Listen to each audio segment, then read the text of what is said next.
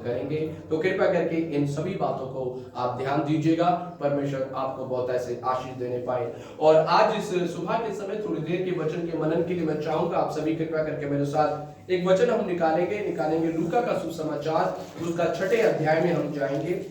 लूका का सुसमाचार उसका 6ठा अध्याय और उसका 46 से लेकर के 48वें पद को हम पढ़ेंगे। लूका रचित सुसमाचार उसका 6ठा अध्याय और उसके 46 से लेकर के 48 तक हम पढ़ेंगे और देखेंगे कि प्रभु का वचन वहां पर हमसे क्या कहता है। जल्दी से कोई पढ़ करके सुना दीजिएगा। Gospel according to Luke chapter number 6 verses 46 to 48। जब तुम मेरा कहना नहीं मानते तो क्यों मुझे हे प्रभु कहते हो? जो कोई मेरे पास आता है और मेरी बातें सुनकर उन्हें मानता है, मैं तुम्हें बताता हूँ कि वह किसके समान है। वह उस मनुष्य के समान है जिसने घर बनाते समय भूमि गहरी खोदकर चट्टान पर नींव डाली, और जब बाढ़ आई तो धारा उस पर घर पर लगी, परंतु उसे हिला न सकी, क्योंकि वह पक्का बना था। परंतु जो सुनकर नहीं मानते वह उस मनुष्य के समान है जिसने मिट्टी पर बिना नींव का घर बनाया। जब उस पर धारा लगी तो वह तुरंत गिर पड़ा और गिरकर उसका सत्यानाश हो गया। आमीन। होने पाए परमेश्वर इस वचन के पढ़े और सुने जाने के द्वारा हमें से हर एक को आशीष प्रदान करे। मेरे प्रिय लोगों जरा ध्यान दीजिएगा। आज इस वचन को शुरू करने से पहले एक सवाल के साथ मैं शुरू करना चाहता हूं, और वो सवाल ये है कि हम अपने आप को जांचें और हम अपने आप को मूल्यांकन करें। और अपने आप से एक सवाल करना है कि जब हमारे जीवन में कोई समस्या आती है, जब हमारे जीवन में कोई परेशानी आती है, जब हमारे जीवन में कुछ चुनौतियां, कुछ कठिनाई आती है, तो हम उस समय पर कैसे पाए जाते हैं? क्या हम उस समय पर मजबूत हैं या हम उस समय पर निर्बल पड़ जाते हैं? क्या जब समस्या आती है, परेशानियां आते हैं, उस समय पर हम विश्वास में दृढ़ रहते हैं या हमारा विश्वास हमें डगमगाना शुरू कर देता है? जब जीवन में परेशानी, चुनौती और समस्या और कठिनाई आती है, उस समय पर हम प्रभु में दृढ़ रहते हैं या हम प्रभु में कमजोर पड़ जाते हैं? मेरे प्रियो, आप अपने बारे में जानते हैं कि आपका जीवन कैसा है।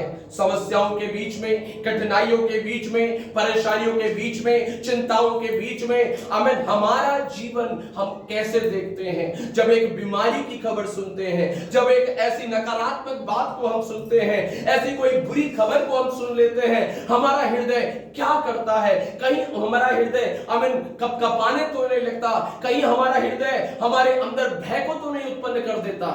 अगर ऐसा है तो आज मेरे प्रिय लोगों, मैं आपको बताना चाहता हूं, परमेश्वर का वचन हमें बताता है कि हमें पक्का बनने की जरूरत है, हमें मजबूत बनना है। क्योंकि बाइबल कहती है कि ऐसा घर जो पक्का होता है, ऐसा घर जो मजबूत होता है, उस पर क्या होता है? बाढ़ आती है, आंधी तूफान आते हैं और उसे टकराते हैं, लेकिन वो घर क्या नहीं होता है? गिरता नहीं है। परंतु एक दूसरा घर है जो कमजोर घर है, एक दूसरा घर है जो मिट्टी पर बना हुआ है, और उसके ऊपर आंधी तूफान आते और बाढ़ आती और टकराते और वो घर क्या हो जाता है? गिर जाता है। मेरे प्रियो, हमारा जीवन रूपी घर कौन सा है? हमारा जीवन रूपी घर कौन सा है? आज हमने किन बातों के ऊपर अपनी नींव को डाला हुआ है? अगर मेरे प्रियो हम अपने विश्वास में, अगर हम अपने मसीह जीवन में, अगर हम पक्का होना चाहते हैं, मजबूत होना चाहते हैं, तो आज मैं आपको इस वचन से बताने के लिए जा रहा हूं हम कैसे मजबूत बन सकते हैं, हम कैसे पक्के बन सकते हैं, हम कैसे दृढ़ हो सकते हैं।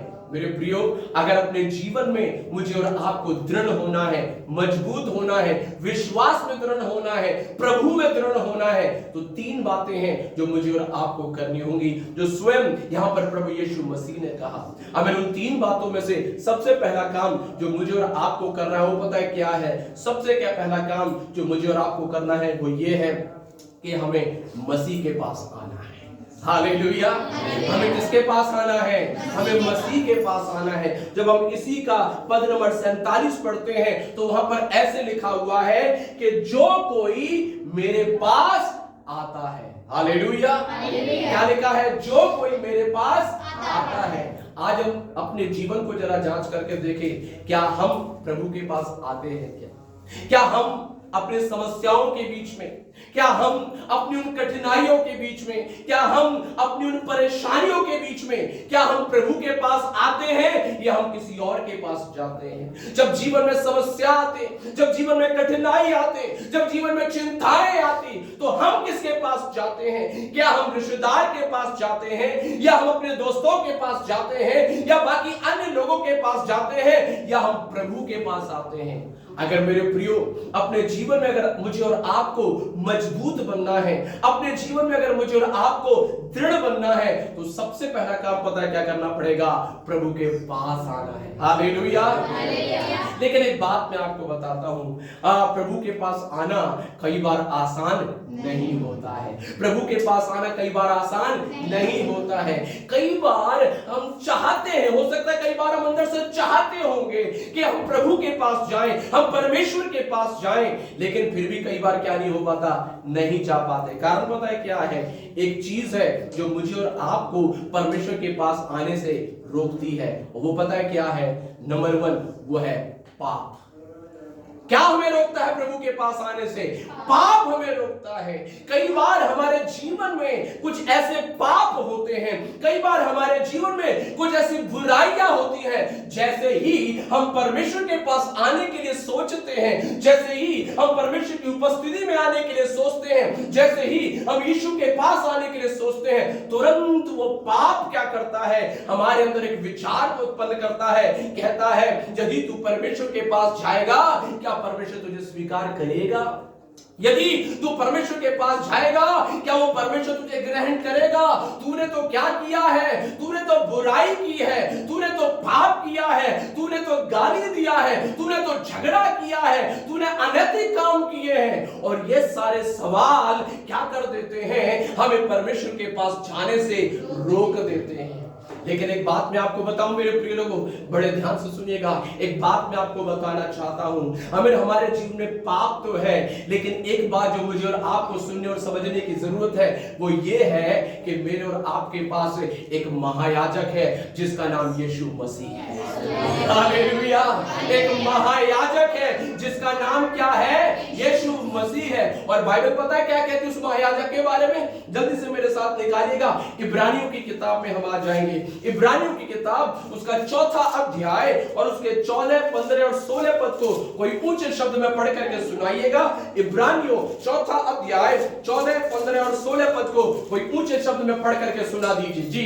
मैं सचमुच तुझे बहुत आशीष नहीं। इब्रानियों 4 का 14, 15, 16 जी। इसलिए जब हमारा ऐसा बड़ा महायाजक है, कहता है इसलिए जब हमारा ऐसा बड़ा महायाजक है, जो स्वर्गों से होकर गया है, जो कहां पर गया है? स्वर्गों से होकर के गया है, अर्थात परमेश्वर का पुत्र यीशु, अर्थात परमेश्वर का पुत्र यीशु। तो आओ अपने अंगीकार को दृढ़ता से थामे अपने रहो। अंगीकार को दृढ़ता से थामे रहो, क्योंकि हमारा ऐसा महायाजक नहीं, कि हमारा ऐसा महायाजक नहीं है जो हमारी निर्बलताओं में हमारे साथ दुखी ना हो सके, जो हमारी निर्बलताओं में हमारे साथ दुखी ना हो सके, वरन वे सब बातों में हमारे समान परखा तो गया। देखो यीशु के बारे में लिखा है कि यीशु मसीह स्वयं वो मनुष्य बनकर के इस पृथ्वी पर आए। जैसे मैं और आप इस पृथ्वी पर रहते समय विभिन्न प्रलोभन, विभिन्न परीक्षाओं में पड़ जाते हैं, जैसे हम अपने जीवन में पाप का सामना करते हैं, जब हम अपने जीवन में जैसे अनैतिक बातों का सामना करते हैं, यीशु मसीह भी क्या थे? मनुष्य बन करके आए और वो भी परखे गए। कई बार शैतान ने उनको भी क्या किया? परीक्षा किया। क्या करवाने के लिए? पाप करवाने के लिए। लेकिन यीशु मसीह परखे तो गए, लेकिन यीशु मसीह ने क्या नहीं किया? कोई पाप नहीं किया। लेकिन एक बात मैं बताना चाहता हूं, यीशु मसीह मेरी और आपकी अवस्था को जानता है। यीशु मसीह जानते हैं कि कैसे पाप हमारे जीवन में दबे पांव चला आता है। यीशु मसीह जानते हैं कैसे पाप और बुराई कैसे हमारे जीवन में चुपचाप चले आते हैं। और यीशु मसीह जानते हैं कि मैं और आप कितने निर्बल हैं, कई बार पाप के आगे हमारी नहीं चलती है। बाइबल कहती है यीशु मसीह हमारी निर्बलताओं को क्या करते हैं, जानते हैं। और आगे पढ़िएगा क्या कहता है, तो भी निष्पाप निकला। यीशु भी परीक्षा किए गए, उनका भी परीक्षा हुआ, लेकिन यीशु निष्पाप निकले। और आगे इसलिए आओ, कहता है इसलिए क्या करो, इसलिए क्या करो, पाप क्या बोलता है, मत आओ। तुमने क्या किया है, पाप किया है, तुमने बुराई की है, तूने झगड़ा किया है, तूने बुरे शब्दों को अपने मुंह से निकाला है, तूने गलत काम किए हैं, तू ये शराब पीता है, तू नशा करता है, इसलिए प्रभु के पास मत जा, इसलिए कलीसिया में मत जा, इसलिए परमेश्वर की उपस्थिति में मत जा। लेकिन यीशु का वचन कहता है आओ। यीशु का वचन क्या कहता है, आओ। क्योंकि यीशु जानते हैं आप और मैं निर्बल हैं। यीशु जानते हैं पाप हमें बहुत सामर्थ्य है। यीशु जानते हैं कई बार मैं और आप पाप के चुंगल में फंस जाते हैं। लेकिन प्रभु का वचन कहता है अगर मैंने और आपने पाप किया है तो हमें दूर नहीं जाना है, हमें अलग नहीं होना है। कहता है आओ। किसके पास आना है, प्रभु के पास आना है। किसके पास आना है, परमेश्वर की उपस्थिति में आना है। और आगे पढ़िएगा क्या कहता है, आओ हम अनुग्रह के सिंहासन के निकट। देखो देखो कौन सा सिंहासन, दो सिंहासन है। एक सिंहासन है दंड का सिंहासन, समझ पा रहे हैं।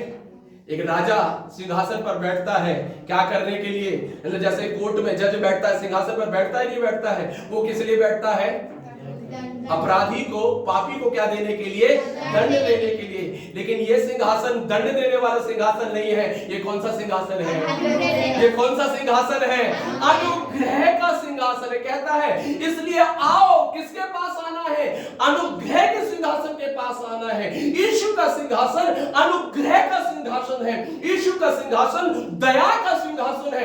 यीशु का सिंहासन करुणा का सिंहासन है। कहता है इसलिए उस अनुग्रह के सिंहासन के पास आओ। और आगे या बांध कर चले कि हम पर दया हो। कैसे चलना है, कैसे चलना है, मैं आपको बताना चाहता हूं। अगर आप यीशु पर विश्वास करते हैं मेरे प्रियो, मैं आपको बताना चाहता हूं तो कैसे आइएगा, या बात करके आइएगा। वो यीशु आपको क्या नहीं करेंगे, तिरस्कार नहीं करेंगे।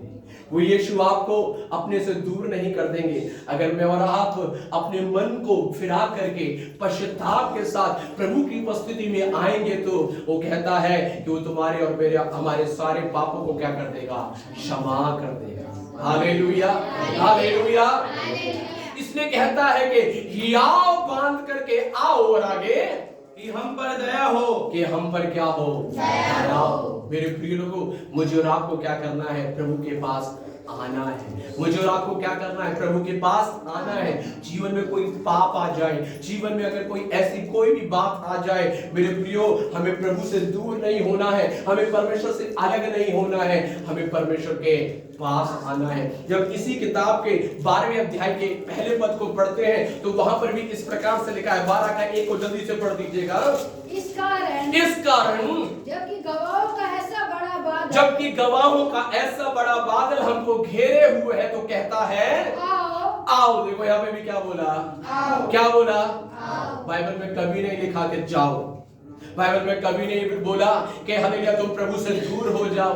बाइबल हमेशा मुझे और आपको क्या करती है, न्योता देती है। यीशु हमेशा मुझे और आपको क्या करते हैं, आह्वान देते हैं, बुलाते हैं। हम यीशु हमेशा पुकारते हैं आओ। लेकिन हम ही है जो क्या नहीं है, हम ही है जो आने के लिए क्या नहीं है, तैयार नहीं है। मेरे प्रिय लोगों, परमेश्वर के आह्वान को समझिएगा। आज परमेश्वर का आत्मा हमें हालेलुया हमें से कईयों को बुला रहा है। आज हो सकता है आप पाप के दलदल में फंसे हुए होंगे, हो सकता है आप कई चिंताओं में फंसे हुए होंगे, हो सकता है आप कई परेशानियों में दबे और पिसे हुए होंगे, आप इन जकड़े और फंसे हुए होंगे। लेकिन प्रभु का आत्मा और परमेश्वर का वचन कहता है हे मेरे बेटे, हे मेरी बेटी, मेरे पास आओ। यीशु ने भी तो यही कहा ना, क्या कहा, हे बोझ से दबे हुए लोगों और परिश्रम करने वालों क्या करो, मेरे पास आओ। मेरे प्रियो, बार बार प्रभु एक ही आह्वान हमें देता है आओ। एक बात मैं आपको बता दूं, प्रेज़ लॉर्ड, हालेलुया, हमारे पास और कोई जगह नहीं है जाने के लिए, हमारे पास एक ही स्थान है आने के लिए, वो है परमेश्वर की उपस्थिति। हालेलुया। आपके दुख के समय पर, आपकी समस्या के समय पर, आपकी कठिनाई के समय पर, आपके जीवन के संघर्षों के समय पर, आपकी बीमारी के समय पर, आपके कंगाली के समय पर एक ही जगह है मेरे और आपके पास, वो है परमेश्वर की उपस्थिति। और बाइबल कहती है जब यीशु मारा गया तो यीशु कैसे मरा? अपनी बाहों को फैला करके मरा। मरते मरते भी यीशु ने यही आह्वान दिया, हे बोझ से दबे लोगों मेरे पास आओ। मेरे प्रियो, यीशु ने अपनी बाहें बंद नहीं कर ली, यीशु की बाहें खुली हुई हैं। आज भी वो आपके लिए खुली हुई है, आज भी वो मेरे लिए खुली हुई है कि मैं और आप क्या करें? उसके पास आए। लेकिन आगे बढ़ेगा, कैसे आना है? हमें गवाहों का बादल घेरे हुए, इसलिए आओ। कैसे आना है? हर एक रोकने वाली वस्तु हर एक रोकने वाली वस्तु और उलझाने